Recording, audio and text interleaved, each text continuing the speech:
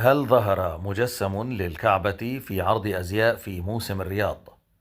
مؤخرا أثير جدل واسع حول عرض مجسم يشبه الكعبة المشرفة في إحدى فعاليات موسم الرياض 2024.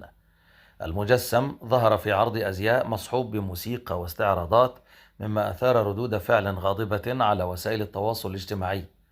وتعليقا على حقيقة مجسم الكعبة في موسم الرياض، اعتبر البعض هذا الأمر إساءة لمكانة الكعبة وقيمتها الدينية، بينما أوضح منظم الفعالية أن الهدف كان تقديم تجربة ترفيهية من دون نية الإساءة.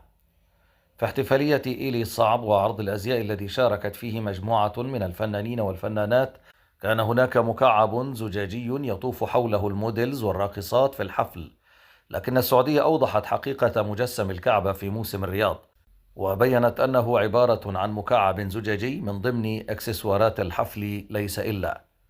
بدورها أوضحت هيئة مكافحة الإشاعات السعودية أن الصورة مجتزأة من فيديو يظهر حفلا يحتوي على 4 شاشات للعرض تفاعلية متصلة بالسقف، وأن هذا العرض التفاعلي يعود لافتتاح نزال ملاكمة بالرياض في أكتوبر عام 2023 في ملعب المملكة أرينا.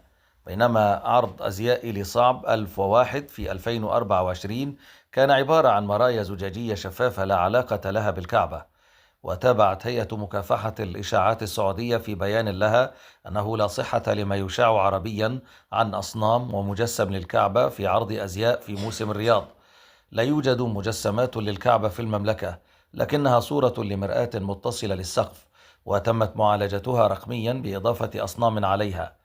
الجدير بالذكر أن مساء الجمعة الماضية كانت هناك احتفالية كبيرة بمصمم الأزياء إيلي صعب في موسم الرياض، أحياها عدد كبير من أكبر الفنانين في الوطن العربي والعالم، وأثارت الحفلة الجدل بسبب مشاركة مطربات عالميات مثل جينيفر لوبيز.